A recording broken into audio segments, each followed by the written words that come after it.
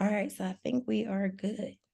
Okay, so I'll just dive into this. I'm very happy to have been asked for this because I know for a while there wasn't a Philadelphia chapter, or maybe it was like tied in with like one of the surrounding suburb chapters.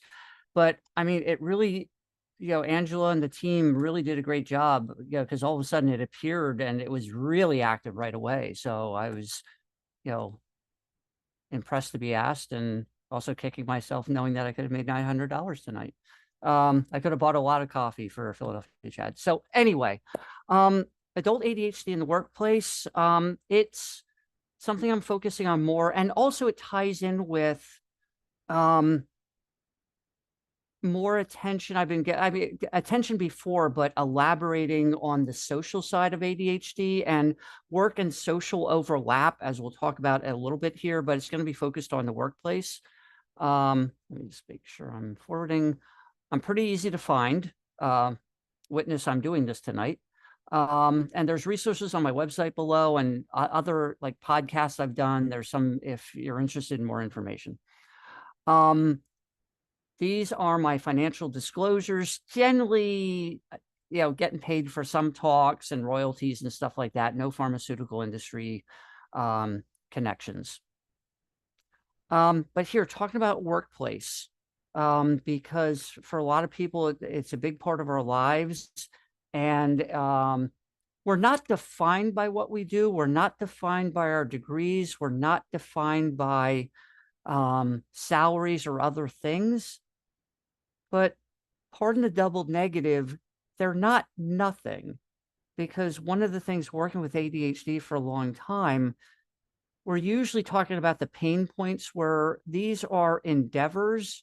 And it doesn't have to be at work, it could be any number of other things, but things that we want to get something out of. And it could just be making money to pay the rent. It could be something we believe in, we want to do, whatever it is. And so generally, that's something like ADHD can get in the way of, and make more difficult. So in our time together, just getting on the same page about how we're thinking about ADHD in terms of the larger field, because it's more than the A and the H. What are the difficulties faced by adults with ADHD for which they seek help, particularly at the workplace? And what are some strategies that can be used to cope better at work? But also, this is a two-way conversation. What are ways we can modify the workplace or inform other people? Just ways to think about things or understand the nature of ADHD, to make the workplace more forgiving, because a lot of the business as usual ways we have of doing things, they may not be bad, but they're just in place because that's what we used to do, or that's what we've always done. And maybe there's a lot more give and flexibility that can make the workplace more workable for more people. All right. So how are we thinking about ADHD? And for this group, you might be familiar with this, so I'm not going to spend a lot of time on it. The list here, these different concepts, and I like the word interdigitating. I stole that from a colleague, Dr. Jeff Newcorn, an expert in ADHD, when he was talking about something related, but it's these things that overlap. But really what we're thinking about in terms of ADHD, it's a neurodevelopment, and this will be a little clumsy, but a neurodevelopmental syndrome of self-dysregulation. It's the chronic delay in the maturity and the efficient employment or use of our self-regulation capacities. Now, point number one, in case it's not clear, everybody has executive functions. These are, and I'll go into a more precise definition, but these are the way this is self-control, self-management, how we get ourselves to do. It pretty much bundles into one factor. How efficiently do you do what you set out to do? Not some sort of robot expectation. So somebody without ADHD, if they go through a period of depression, their executive functioning will go down. If they have sleep problems like insomnia, or at least a period of insomnia, executive functioning will go down. If they get the flu or COVID or Lyme disease, executive function will go down. As these other situations remit or improve, executive functioning will go back to generally a pretty consistent baseline. The thing about with ADHD, the baseline's a moving target, and hence the consistent inconsistency in ADHD. It's not a total all or nothing incapacity, but it's the frustrating inconsistency. I can do it sometimes, or I did it yesterday. I had a really productive day, but I can't draw confidence from that I'll do the same thing today. Russ Barkley has two good lines about this. One is calling ADHD an attention problem is like calling autism eye gaze disorder. It's an element of it, but it doesn't capture the essence. And the other quote of his that, again, I co-opt is a child with ADHD has 2 good days in a row, and it's held against them for the rest of their life. You see, you can do it. You choose not to do it. And these are some of the misattributions that other people can have about ADHD. And this is some of the messaging sometimes. And it might be attempts at being well-meaning of trying to motivate, but these are some of the things that adults with ADHD can internalize that can create frustrating emotions and might lead to preemptively giving up, because that's the thing. ADHD itself can punctuate endeavors. So the developmental syndrome of self-dysregulation, the consistent inconsistency, and a couple other definitions by Russ Barkley. Executive functions have been around in the neuropsychological literature for decades. They're not new to the game. They didn't come on specifically for ADHD, but Russ Barkley, Tom Brown, and others were at the forefront of drawing the connection with ADHD. But they're actions that we do to ourselves to self-regulate. So if you got an alarm on your calendar system about tonight's session, that's self-regulation. If you wake up to an alarm, that's self-regulation. If you set something by the door so you don't forget it the next day, or you leave yourself a sticky note, this is self-regulation. It doesn't have to be totally internal. It's also how we manipulate the environment to do what we set out to do. So in a more elaborate definition of ADHD, the executive functions are, well, or about the executive functions, not specific to ADHD, but the executive functions are self-regulation across time, a distant goal. So having a plan and being able to take all the steps, enact the steps of the plan, and keep them going over time to reach that goal. Now, the extension of the plan into the future is going to look different for a 7-year-old than a 37-year-old, but it's these delayed gratifications, saving for retirement, exercising to reduce cholesterol levels, whatever the case may be. Some sort of goal we may do in the context of others, like a work team, or using social or cultural means like the workplace or school. And we have skin in the game. We want the outcome, however we define that to be. Now, I add this last part, but for which there's not immediate enough reward, payoff, or consequence, negative outcome that scares us into doing it. And using this definition with a gentleman who had completed an adult ADHD evaluation with me, and I was given this definition of ADHD, he slapped his knee and he said, "That's it. My boss always tells me if he needs it from me in 10 minutes, I can deliver it in 5. If I have 2 weeks, it takes me a month." Why? The logical part of the brain is going, okay, you want to break this down. This is an opportunity to do well, to shine for the boss, maybe get that promotion. I'm going to do what my grandmother told me to do, break it down into small steps. But there's a part of the brain, the subcortical reward networks, where there's some dopamine deficiency, or not deficiency, I shouldn't say, the lack of availability of dopamine, either not getting pulled in the synapse or other things that are going, now I'm anthropomorphizing, but yeah, but you don't have to do it now. You got the weekend, relax. Oh, if you don't get to do the weekend, you got all next week. And we still have another weekend in there. And the next thing you know, it's the night before and they're calling out sick or pulling an all-nighter, these usual suspects. So I mentioned executive functions. How efficiently do you do what you set out to do? The lists here are a couple commercially available executive functioning scales that are used in evaluations. Again, not specific to ADHD. They could be used for ADHD, but also somebody who suffered a concussion and their functioning changed, maybe a stroke, whatever. But the thing about ADHD, the executive functioning difficulties are developmental. They're central. to the definition, even though it's underrepresented in the official diagnostic criteria. And as you'll see in these things, and I'll go back a slide, all three of them have emotional regulation, and emotions are not listed anywhere in the official diagnostic criteria, but now we know they probably are a core feature of ADHD, at least to some degree. And there's also what are known as the hot and cool executive functions. So the hot executive functions probably map onto more the hyperactive impulsive symptoms. And these overlap a lot with the emotional piece. And this is probably the join together of emotions with ADHD. There are situations where it's better to react quick. But also there's some degree of control and not overdoing it. What later on I'll talk about over promising and under delivering, which can come up at work and how to deal with that. But this is also impulse control, overeating, gambling, stuff like that, whatever it might be, and trying to persist towards delayed gratification. And this can also be down-regulating emotions, soothing when we're angry so we don't say the wrong thing, or even really excited. And, oh, I want to buy this thing right now, even though maybe we don't need it, the impulsive spending. Then the cool executive functions are more the planning, time management, breaking down tasks, decision-making, prioritizing. Some of these higher, for lack of a better phrase, higher order executive functions, that how we approach these things to set ourselves up for success in the long term, but we still have to persist on it, but also remind ourselves of what we're working for. And, they work together. I mean, in a way, the human brain is amazing.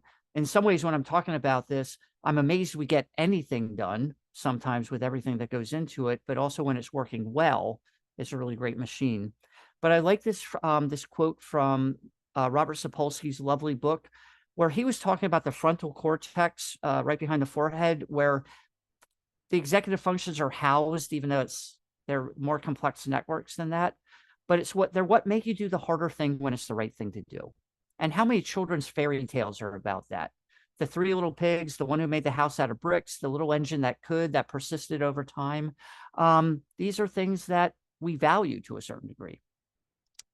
So, and one of the questions about what are some of the problems with ADHD and in the workplace? This slide here, though, the left-hand chart is a chart about the frequency of ADHD among adults in different racial and ethnic identities. In the right hand, it's children from said groups. It's just to show that one, ADHD is not this 20th, 21st century disorder, or it's not just an American problem or Western Hemisphere problem, or issue, I should say, or tendency. Wherever there's a human brain or a human population, there's going to be some degree of ADHD. And there might be differences in how a symptom or a problem are defined, or to what degree it takes before somebody seeks help or where they seek help. There are individual differences, but it's everywhere. And this is just a chart looking at some of the problem areas. Left to right is the timeline from childhood to adulthood. Some things are there throughout, like the emotional dysregulation and motivational difficulties, accidents, injuries, driving accidents once you get your driver's license, mood, anxiety, coexisting things, difficulties in school turn into difficulties in occupational settings, unplanned pregnancies. Not everybody has everything. Like Tom Brown says, ADHD comes in small, medium, and large. But self-regulation gets at a host of things. Anyway, belabored the point. Now, some of the studies are dated, but the findings are consistent to now, if not a little more elaborate. But this captures some of the main pain points in the workplace. Workers with ADHD are more likely than controls to be fired from a job, or what's the euphemism these days? Released from their job. Many people may quit out of boredom or seeing that the writing is on the wall in terms of bad evaluations, and I'm going to quit before I get fired. More frequent job changes over a decade, which isn't necessarily a bad thing, but if somebody gets stuck in entry-level jobs, and can't get any continuity at the workplace and maybe pay raises or promotions. Not that, some people getting promoted ends up being a poor fit, and some people will go back because the previous job description was a better fit for their skills, which I don't think is a bad thing, but that's a phrase we'll use a lot today, the goodness of fit, because ADHD is very context sensitive. There are certain situations where somebody's a rock star, but with a couple different changes, it can turn into a dumpster fire. And it's sort of a horrible mixing of metaphors there. Generally lower performance ratings, at least in some studies, on-time arrival, time management difficulties. Some of the usual suspects with ADHD are particularly problematic at work. Getting along with others. This is the overlap of the social side of things. Difficulties taking orders or getting feedback from bosses or authority figures. Other behaviors at work. You know what? It's been said, and I think there's some data to support this. You can be somewhat late, maybe disorganized, or you hand in things a little late. But if you're viewed as a good team player, you probably won't get fired. But if you anger other people or react with anger or defensiveness or blaming, these are the things that can increase the likelihood that you might get fired or released, or at least a performance improvement plan. More than 1/3 of adults, at least in one study, ended up self-employed by their 30s, which can be a good thing. But for some people, it might be a default after difficulties. And, self-employment also means that, okay, in addition to doing your job, you have to schedule yourself. You have to gather payment, presumably. And very often in these cases of an adult with ADHD being self-employed, a partner or spouse ends up being like the HR and the business office, the administrative assistant, on top of whatever they may be doing for their work. So it ends up, spilling over into other relationships. And absenteeism, more likely to miss more work than people without ADHD. And a term that I only discovered in the Kessler study cited here, presenteeism, being at work, but underproductive. And I've worked with people who've said, hey, everybody else, my coworkers think I'm so dedicated because I stay at the office till 7 or 7:30, but that's because I really don't get started and rolling and doing anything productive until after lunch. Because beforehand, I'm checking the news, I'm puttering around, I'm getting like 3 cups of coffee, whatever the case may be. So I'm looking busy, but I'm really not getting anything done. But that's also cutting into that person's personal life or family life or whatever they have going on outside of work. And this is also, now that example in other manifestations also debunks one of the myths I heard about ADHD. Oh, people use the diagnosis as an excuse because they don't want to work hard. I think it's the opposite. With ADHD, as the late Dr. Steve Copps, an early physician who is an expert in adult ADHD, once said, adult ADHD is working twice as hard for half as much. So it's really the opposite. Extremely hard work, but struggling with getting the outcomes commensurate with the amount of time and effort they're putting in. And then again, going back to, it's not all about money, but that's what captures people's eyes sometimes in terms of the seriousness of ADHD, in terms of salary loss per individual with ADHD and as well as lost productivity from lost days of work. Now, this isn't specific to the workplace, but it's embedded in there. Diane Beaton has done some really interesting interview studies. She's over in the UK looking at adults with ADHD and their experience of criticism.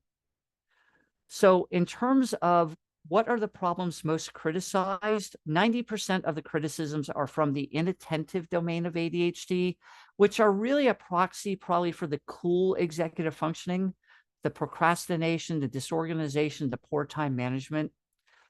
And within social settings, which would include work, it's impulsivity, poor self-control, talking over other people, saying the wrong thing, maybe an off-color joke, whatever the case may be, saying the wrong thing to the wrong person at the wrong time, reacting in anger, things like that. So there's also the review of the themes of the response to the criticism. So the two that I have stars next to seem particularly relevant for the workplace: increased sensitivity, altered view, altered self view, maybe withdrawing and being less likely to ask for assistance or mention ADHD, masking what's going on.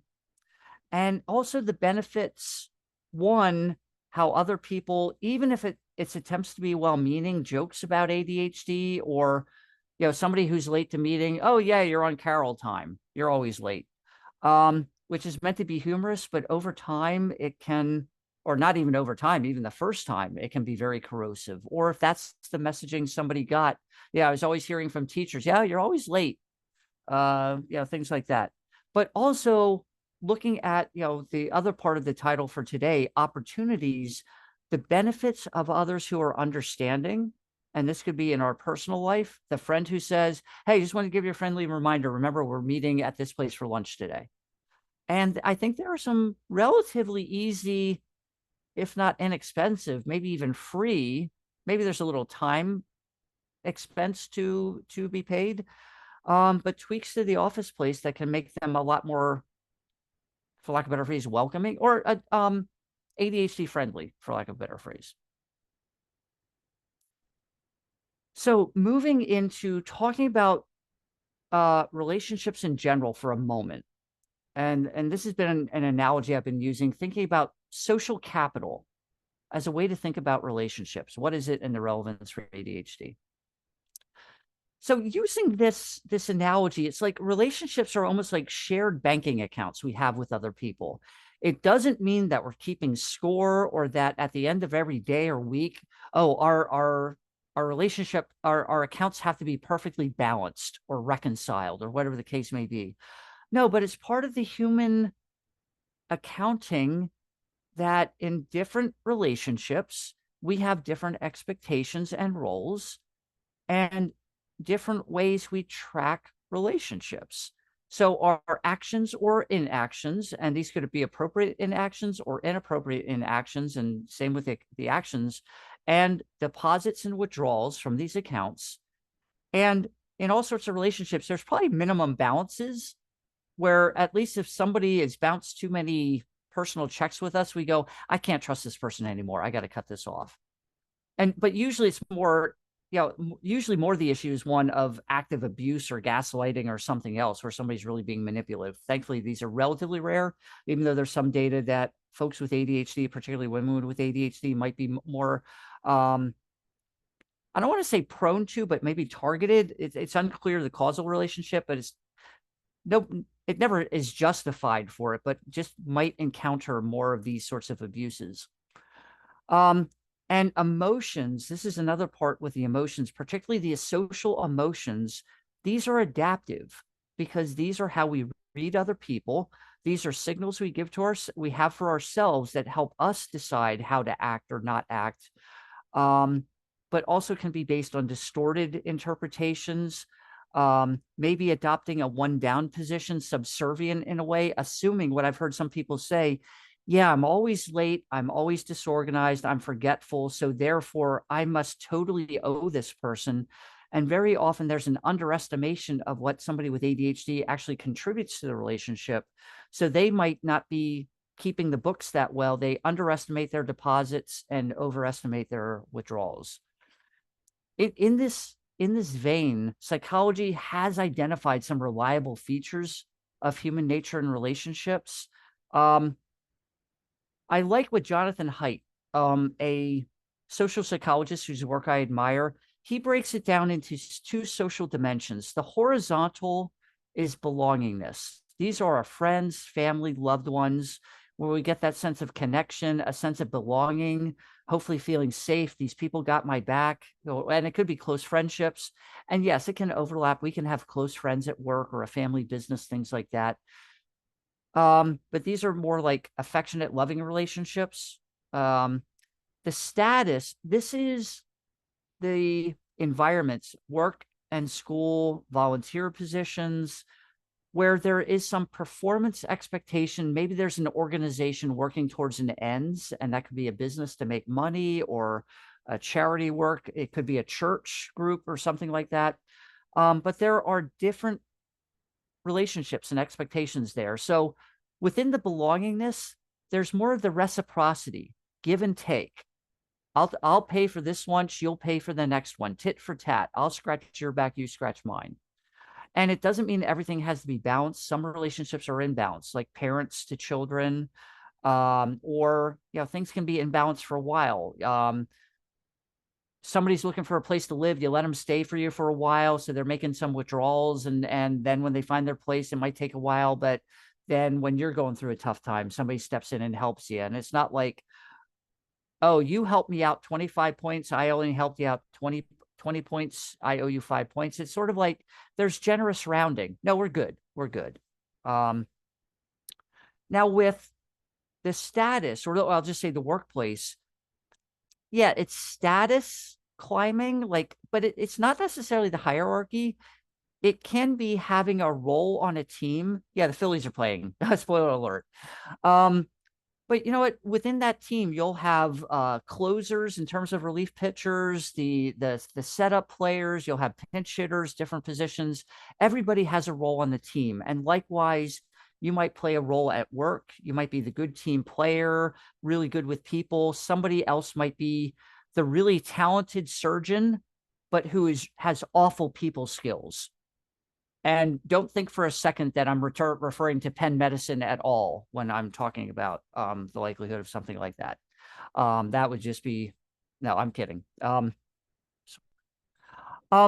But like I said, working with a lot of adults with ADHD across different situations, they might say adopting a one down position, feeling like that phrase less than. And one gentleman I'm working with, he described it early on in our work together. He feels like he starts off a relationship bracing. How am I going to disappoint this person? When and where is it going to come on out of the blue where I'm going to hear I did something wrong or said the wrong thing that I don't know that I did or didn't do or said, or that it was taken that way? And that came from a long history of getting berated by teachers, maybe well-meaning parents not understanding ADHD, it not getting identified before, trying to, okay, we're going to try to be nice and support you. Now we're going to ground you and yell at you, and all these things that get internalized over time, even before getting your first job. And again, I don't want to this is not parent bashing, because sometimes, like even in those sorts of situations, the adult goes back and the parents are going, we were doing what the advice seemed to be, or people told us, well, try this or try that. They're scrambling too, because ADHD can make good parenting advice seem like it doesn't work at times. And again, it's not blaming people with ADHD either. It's the lack of understanding, which is why we have Awareness Month. And also, adults with ADHD can wield their social capital, their influence proactively, and we'll talk about how to do that, and also play a role in judging, hey, is this relationship meeting my needs? I don't have to be a people pleaser or automatically look at making sure you're okay. It's like I can ask for things and ask for understanding, provide understanding, and it can be a quid pro quo that works.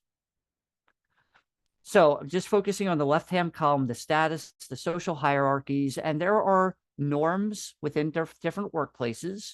And these could be office norms like dress codes, things like that.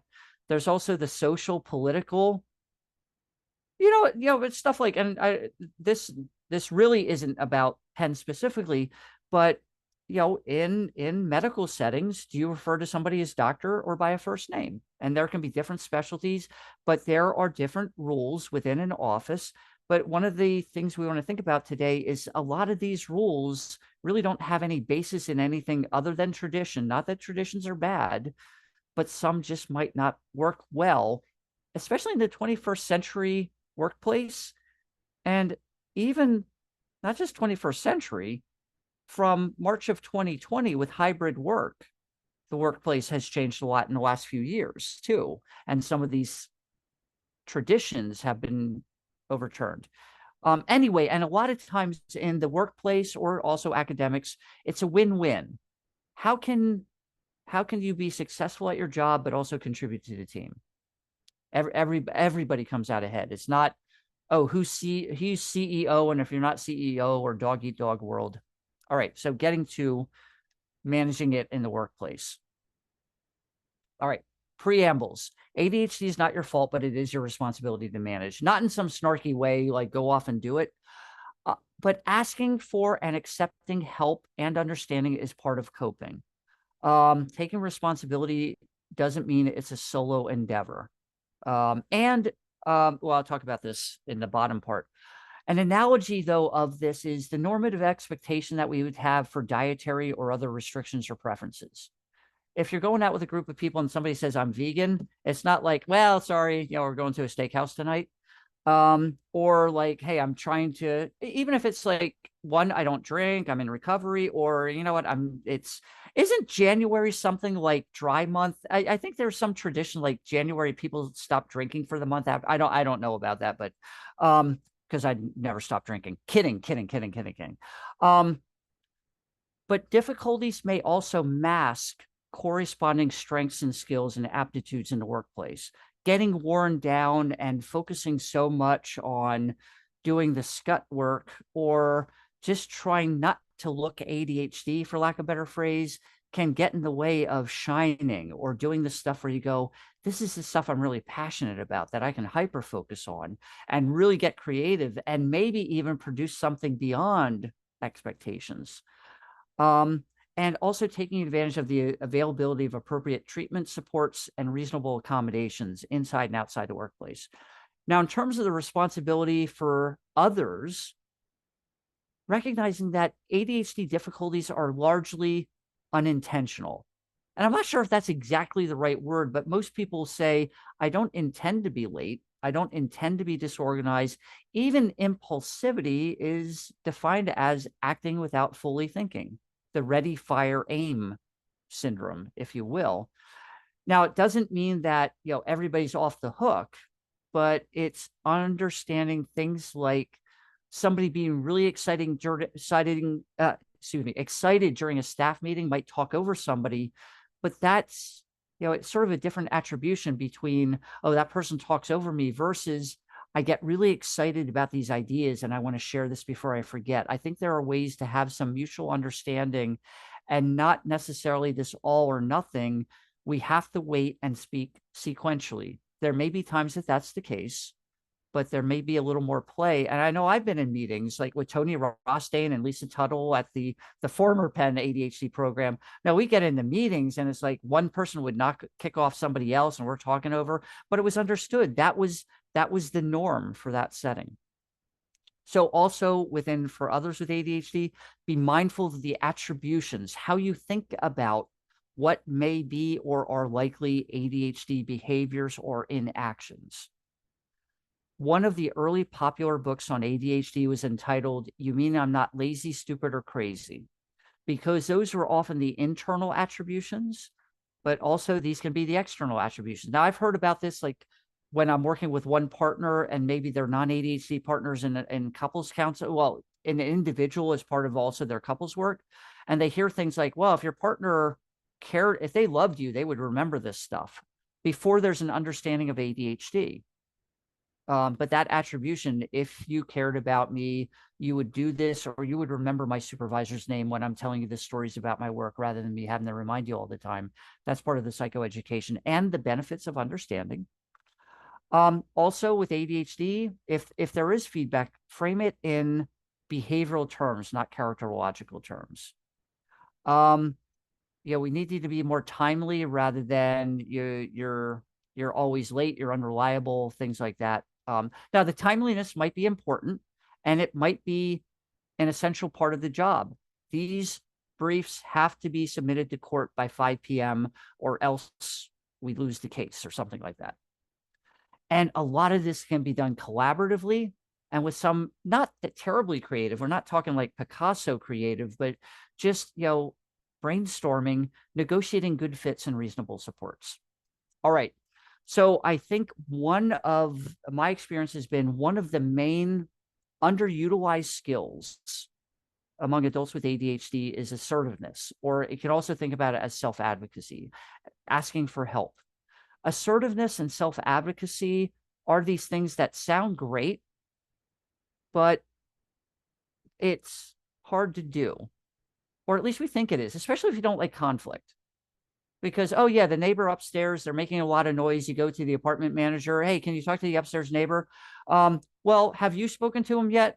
No, I don't want them to slam the door in my face. I want you to do this. It's stuff that we will avoid doing. Or, oh, I have to return this, or I have to talk with our daughter's teacher about this, but I don't want to be that parent and stuff like that. And college students with self-advocacy, we say it a lot, but now you got this 17, 18, 19-year-old young person on campus. Oh, yeah. And campuses, what do? They don't go to the billing office. You go to the bursar's office or the provost or something like that. There's all these, and which begs the question, is there an anti-vost somewhere on campus? I don't know. But kidding aside, it can be scary to go in. I'm going to go to the professor and say I need extra time or whatever the case may be. So I describe it just so I can call it something. Define your role. I'm a psychologist, so I work in the cognitive behavioral treatments. One of the go-to principles is making coping specific. Rather than trying harder and harder to not procrastinate, we try to break down procrastination into actionable steps. And so that way you have 3 or 4 things you can do differently. You've just quadrupled your options. So define your role. So rather than being assertive, or I have to convince the professor to give me an extension on the assignment without making them angry. That's a lot of things. That's a lot of pressure. All right, what is the problem? I need an extension on my paper. Or let's use the workplace. I struggle with my role of the project because there's this extended deadline. It would be really helpful for me to have weekly check-ins, but this is not something that is currently, nobody I think does that. All right, so what's the problem? I'd like to have a weekly check-in. So I need to ask my supervisor for that. All right, so that's your role. So your role or job in this situation, you're on this work team, you're working on the project. This is the project supervisor. I know there's probably a more elegant term for it. The project manager, I think, is what it is. So what's your job? Okay, I'm on this team. They're my manager for this team. I have to make the request of them. All right, so what are you going to do? How do we make this actionable and behavioral? Rather than convince them or not make them angry, what do you have to say or do? And this includes like coming up with the words. What are you going to say? What's the email going to look like? Actually, almost like an actor, let's come up with a script. That's number 5. But in between, as we're doing that, disentangling mind reading, doing the other person's thinking for them or assuming how they're going to react. Fortune telling, oh, they're just going to say no, so why bother? Or other factors out of your control. You cannot control how others react, but you can nudge the percentages in your way. If you walk in there really snarky and going, hey, by the way, I'm going to come in Friday and you're going to give me 10 minutes of your time, probably ain't going to work. But if you go in and say, hey, I know this is my responsibility, but I know historically I have a hard time juggling these extended deadlines. So it'd be really helpful if I could have 10 minutes of your time every Friday afternoon, Friday morning, where I could just update you where I'm at, check in case I have any questions and make sure I'm on the right track so I can meet the deadline. Boom. That could be writing it out. And I will tell people it's not cheating if you want to take it, write it down on an index card on the notepad feature of your phone and actually read it in there so you don't forget, just like you would as a physician. I have some questions about the procedure I'm going to have. And sometimes assertiveness is simply restating facts as you see them. Excuse me, I think I ordered French fries with my sandwich, not potato chips. That is assertiveness. Now, a server could be snarky and say, is there a question there? But if they're going for a tip, they're probably not going to do that. But it can be nice and anticipate barriers. Oh, the supervisor doesn't come in on Fridays or whatever the case may be, working around that, and then implementing it. After you say the last word of what you wrote out, or after you hit send button on the email, you have fulfilled your role. Now, there might be a little more back and forth. Well, I can't do Fridays. Can you do Thursdays? And some negotiation or something like that. So that's the finishing the job. But even if the answer is no, working with a lot of people and being a people, most people will say, you know what? At least I asked. rather than not asking and then going, oh, I'm falling behind. Why didn't I ask when I had the chance? But at least, if you get the no, then okay, I have to figure out, I have to have a plan B. So this is a reframing of assertiveness and self-advocacy in actionable terms. And we can use this with our partner. Like I said, dealing with a school teacher, like, what, our daughter is spending like an hour and a half just on math homework each night. And it just seems like it's putting off her bedtime. And it just seems excessive for the third grade. Boom. Let's see what happens. Anyway. Now, there's many uses of this assertiveness, also with setting limits, setting boundaries, which is another thing with people pleasing sometimes, which I think adults with ADHD might be more prone to, and self-advocacy. So a way to think about it is defining relationships as a series of tasks and identifying your roles and what does this mean for these tasks. And these might be duties you have as a parent or as a partner, acting in line with your values. Okay, I'm a behavioral health care provider, so even though I might have to answer some texts later than I would like to, this is part of the job, and it's actually probably works out for the best. And the specific steps that you can take. Now, defining relationship at tasks, that is one of the many reasons I lost my job at Hallmark Cards. Happy Valentine's Day. You're my favorite day-to-day task, honey. But you can also talk about relationship promoting actions, things that you can do, timely communication. I just want to let you know, I had some things happening at home. I might be a little late with the report, but I am working on it. Rather than saying, oh, I hope I can get it done, I'm just not going to say anything so they don't get angry at me. Something like that.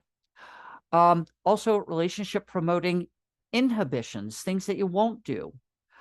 Okay, when I get the feedback on my monthly report, rather than right away reading it, getting upset, and then sending an email to my boss telling them all the reasons their edits were wrong, I'm going to sit with it for a little bit and then read it again later that day, the next day, and sometimes with a little distance and going back to it to say, oh, these are actually reasonable, hopefully. Or then if there's a more specific, calmer way to bring that up, you can do it then. And these are just ways to score points with other people and also look for how people may be doing the same for you. Random acts of support, collaboration.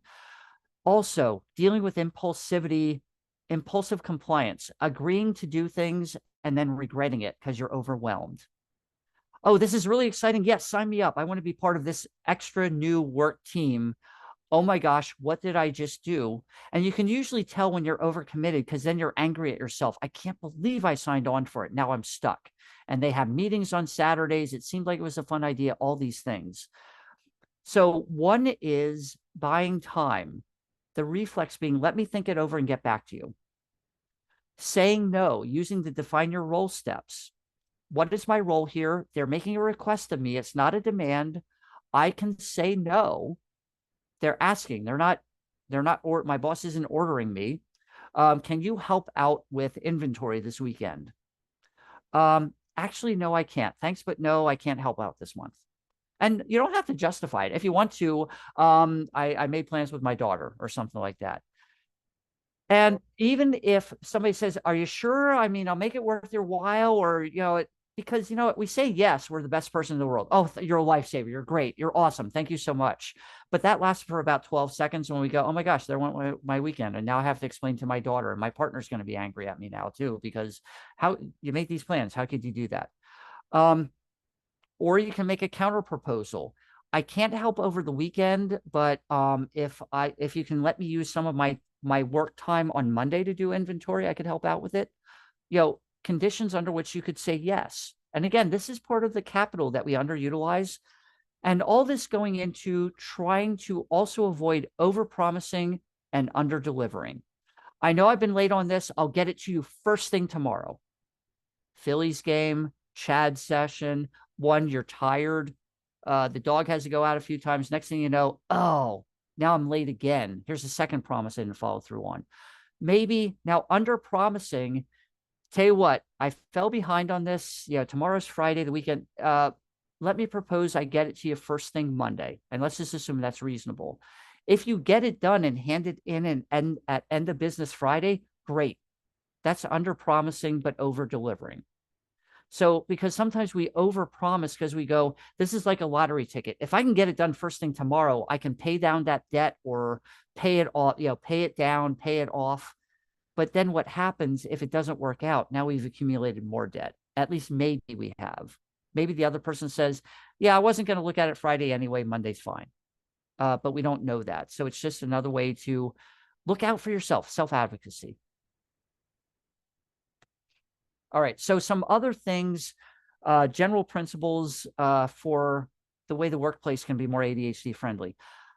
Various ways to externalize information, externalize time, rather than getting written directions. Can you give me a summary of my action items for this task, like a menu? Even though it may be clear in the meeting, and whether it's something the boss or the supervisor or some administrative task taking minutes from the meeting can provide, or maybe the worker has to take a responsibility but says, supervisor, here's my understanding of what I have to do. Let me know if I missed anything. And getting it clear so that way you have a reference to go back to. Regular project check-ins, updates, reminders, what I mentioned when talking about the define your role. Can I have 10 minutes every Friday for a check-in? That accountability, it is sort of body doubling. I want to check in with you, knowing I'm checking in. I want to produce something. These progressive benchmarks, similar to what has happened in school, especially started for children with learning differences. The progressive deadlines. You have this project, get your topic approved by your teacher, then work on your outline, then show your library research, then show your first draft. And that, because it worked for kids with learning differences, guess what? It works for everybody. It follows the notion of universal design, which comes from, I think, architecture. Like ramps for people with mobility issues, using wheelchairs or crutches or whatever. Well, guess what? Skateboarders like it.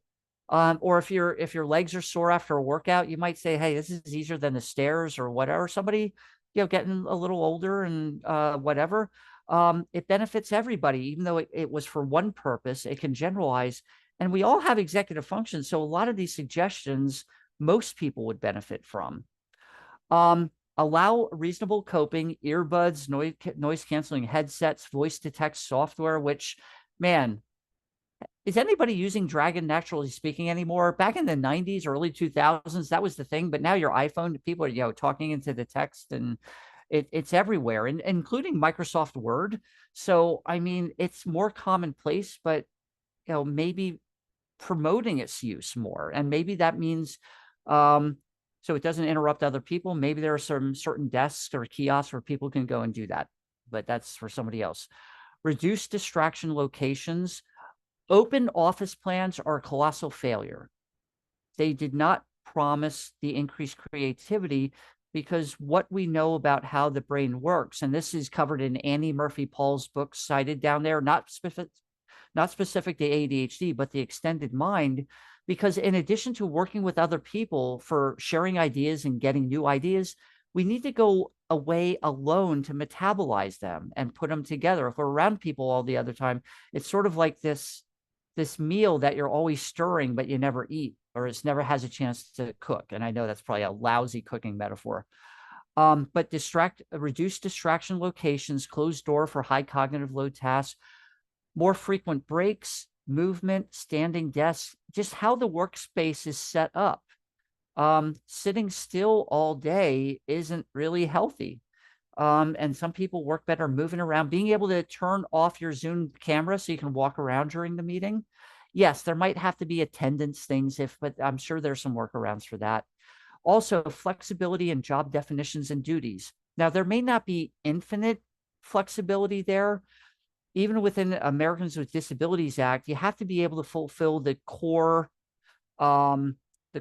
demands of the job, whatever they are. So, I mean, this is a lousy example, but there are probably some site requirements to be an airline pilot, at least for now, until technology comes around. So there might be some limitations on some jobs.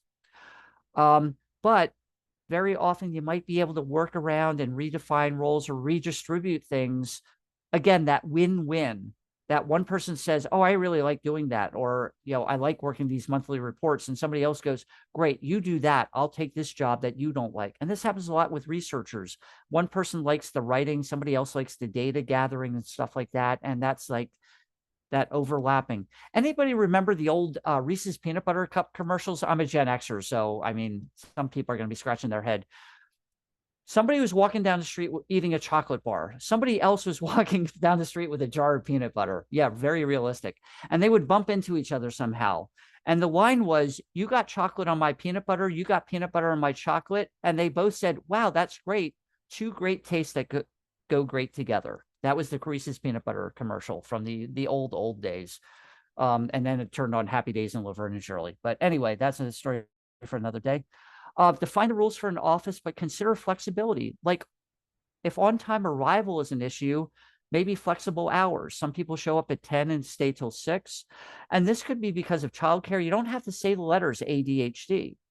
It could be for somebody else who says my medications don't kick in till later, or traffic, whatever.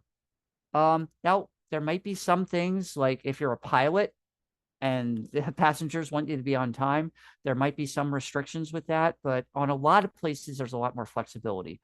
And like I said, these executive functioning supports will be helpful for neurotypical employees too. Also, in general, positive reinforcement, catching the good, including somebody's, consistent, letting them know, hey, I really appreciate you being consistent. Those sorts of pats on the back.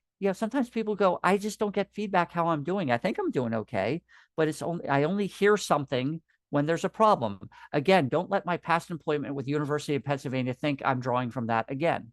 But identify aptitudes and strengths, but also reinforcing, hey, I just want to let you know you're reliable. Your reports are always good. Just want to let you know you're really a valued employee. One time when I was on my pre-doctoral internship in New Jersey, 6 months, I was only there for a year before I went to Penn, but 6 months in, I got I know it was a computer generated, I think it was about our electricity bill or something. I was just like, I don't know, New Jersey Power just wants to thank you for your on-time payments. Here it is 30 years later, and I remember that because it was like, oh, and tell you what, it made me even more likely to be on time with the next payment because it's like they notice. And this is a good thing. Not the most existentially important thing for me, but it makes a difference. So, and it also draws on what's known as capitalization learning, building on your strengths. So if somebody has an inclination towards science, maybe you guide them towards STEM programs. Now, on the other hand, there's also what's known as compensatory learning. Individuals with dyslexia, maybe with ADHD, who have to work harder to gather some skills, but there are some benefits that come from that. The persistence, the diligence, sometimes the strength that comes from dealing with setbacks. And this is covered in Malcolm Gladwell's book, David and Goliath, where sometimes that helps. It's almost like an inoculation against failure. Okay, I failed before. I'm going to take a chance here for this job or this project. And if it doesn't work out, things have not worked out before. There is that. It's sort of consistent with post-traumatic growth in a way. Attributions about ADHD behaviors, impulsivity versus enthusiasm. So this is a reframing for some typical ADHD behaviors or difficulty arriving on time. Now, I'm not sure if there's a reframe for that, but the attribution of they don't care, they're lazy, they don't take their job serious. No, it could be getting out the door on time or the effects of medication and looking at the quality of work too.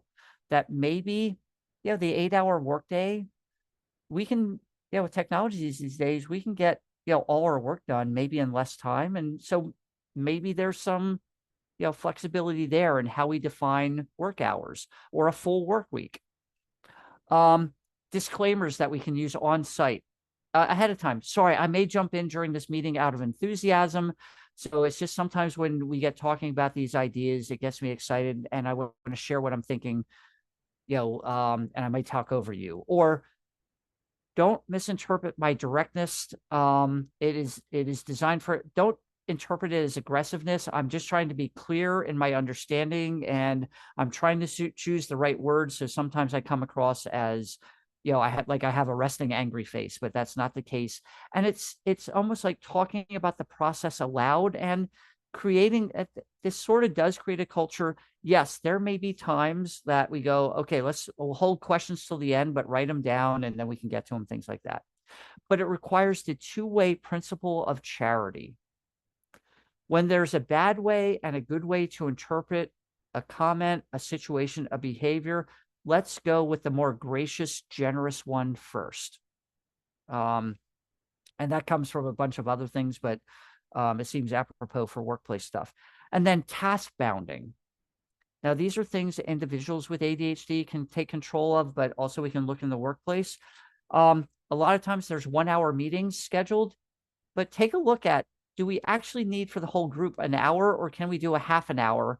And on the off chance we have more than an hour, we can set up a second hour. But this is also for individuals with ADHD at work or in personal life. This could be, if you know, I'm going to use an example from a personal life. A friend wants to get together for a leisurely dinner, like one of these 2 hour, 3 or 4 course dinners. But you know, yeah, after the salad, I'm ready to get up and walk around.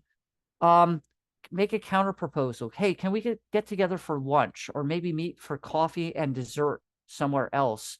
Or with Thanksgiving coming up, if your family or whoever you get together with has this marathon, it starts at 10 o'clock and goes till 2 a.m. or whatever, and every single college and pro football game, whatever, and you go, that's more than I can handle. Or by the end of the night, I'm trying to watch my eating or drinking, but then I get worn down from cognitive fatigue, cognitive load, willpower fatigue. It's okay to say, I'll be here for dinner, and then I'm going to leave at dessert, or, other ways to create bounded tasks that fit your style better. The analogy would be, if your arrow keeps missing the bullseye, move the bullseye so it does hit the bullseye. Now, you may not be able to do that in every situation, but setting things up where you go, a task this long or for this many steps I can handle. If it gets longer than that, I'm not at my best. I'm more prone for impulsivity, or whatever the case may be. And just for the interest of time, I'm going to skip the delivering constructive feedback or critiques. Just, or I can pass along handouts, and that they can get passed along to the group later. But it's really, rather than the feedback sandwich, positive, give the critical feedback, and then finish on a positive, because once the critical feedback is there, that's all people remember. So consider the objective. Am I delivering bad news? We're going to have to lay you off, or is there a performance change? We really need you arriving on time.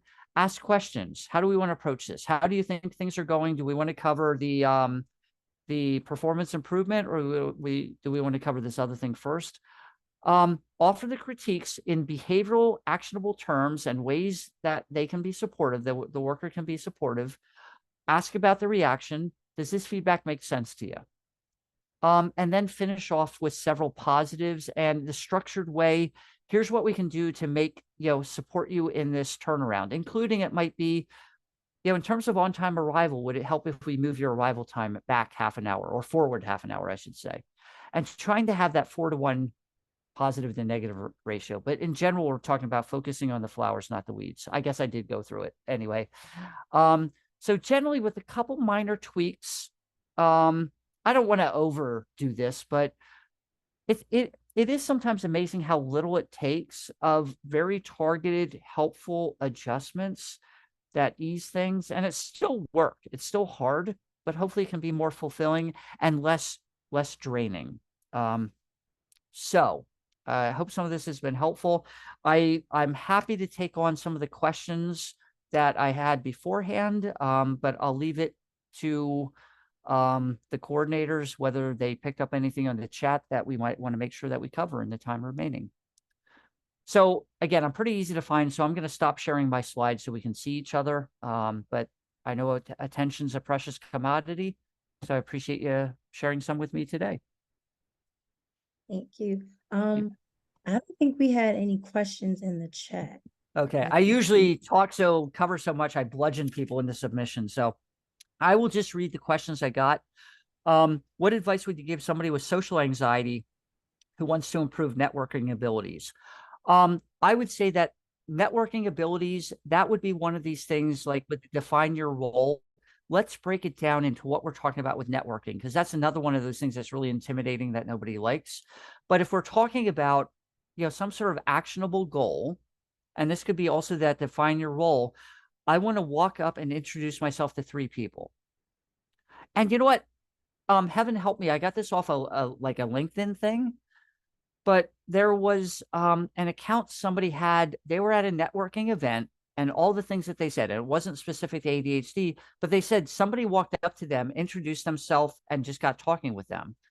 And at the end, the person who wrote the post said, they said to the person who walked up to them, "Hey, I really appreciate you did that because I don't like these things." And the person who walked up said, "Neither did I, but somebody did this for me, and I really benefited from it. So I figured other people want this to happen. So I go looking for somebody who might be off to the side, and I go up and do it because I was that person too." So it is sort of a pay it forward. But I think that's also part of the mind reading, that we go, oh, everybody else is so good at this, and me walking up to somebody, I'm going to be interrupting, or it's going to look weird because it's small talk. And what am I going to say? Where are you from? How was it driving? But that's what everybody does. So it is sort of making it actionable and behavioral, that even if you go, all right, the conversations didn't really go anywhere, but also that is what happens a lot of times with small talk. It's not like this sitcom where there's this witty comment at the end and it's like, oh, that was really a joyous conversation. I really got a lot of conversations at these or family events. They end awkwardly. You say what you're going to say. It's like you do the head nod and you go, well, I'm going to go get some more food. Hopefully I'll see you around. It was nice talking with you. And normalizing this stuff, and that nobody likes this stuff, but you have a lot more leverage. So breaking it down into his actionable pivot points, and then have your wrap. And most people, that's small talk is safe talk. What suggestions do you have for young adults with ADHD? Help to find employment in the first place, given that they often have a lack of executive function. I would say it's not a lack, it's inconsistency. So it's not all or nothing, but yeah, it makes it harder. But again, finding work is just like not procrastinating. It's broad, vague, and non-specific. So you break, one way of doing it is breaking it down into these smaller tasks. So one is, search and find where am I going to find, work that is something I can do, whether it's job boards.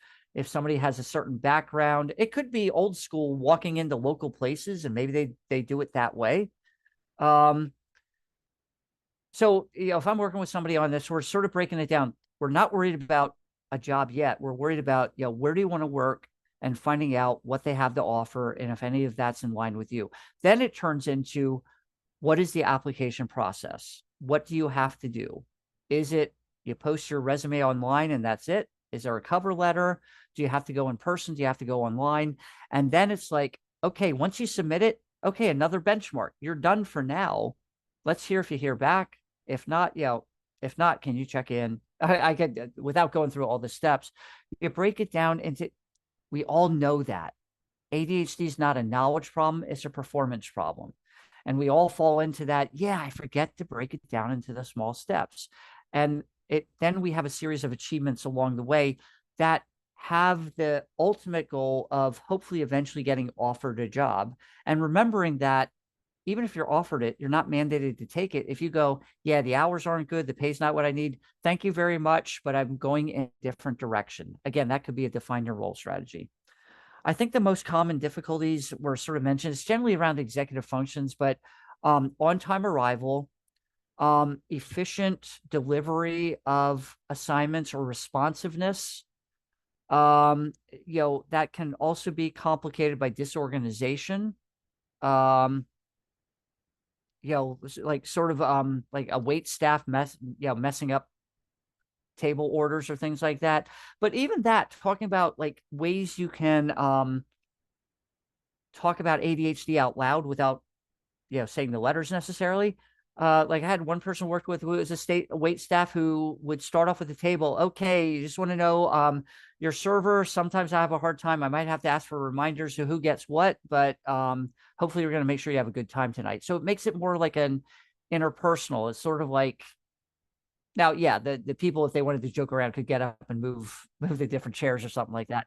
But even if that was done in a good spirit, it could be playful, and then people go, oh, let's go back. And usually it's you can use that interpersonal capital to deal with some of these things. So I don't want to overplay that, because sometimes the problems are of a serious nature, where it's a performance improvement plan, or healthcare, where hospital workers might have to swipe in with their ID card. So for HR in those settings, 1 minute late is late.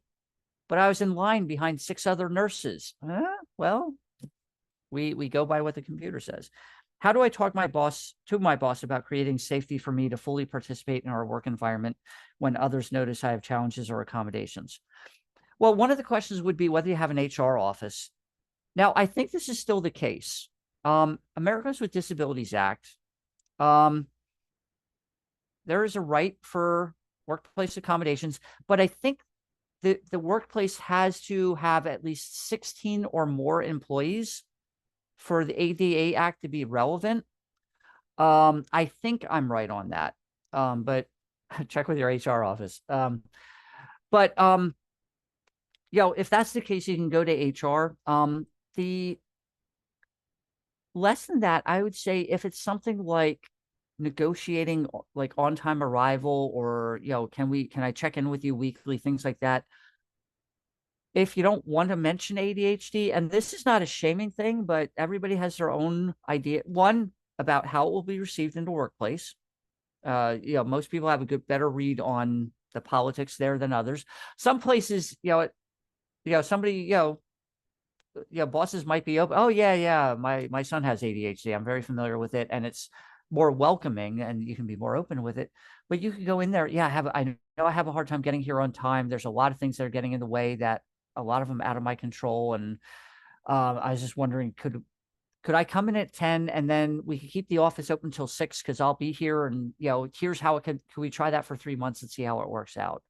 But I mean, if I'm missing something on, I'm cherry picking some examples that I can use good examples for. If it's more complex than that, shoot me an email. I mean, I can't give specific advice to the Zoom squares, but I can speak in general terms. Well, I mean, it's an ethical thing, but I can speak in general terms about some broad-based ways of managing situations like that, that can at least get you in the right direction, hopefully. So I think those were the ones that were shared by the log-on questions. Yes, I'm going to stop recording because we do have some questions in the chat, and it looks like people have more questions. So I'm going to Okay, stop sure. for everybody.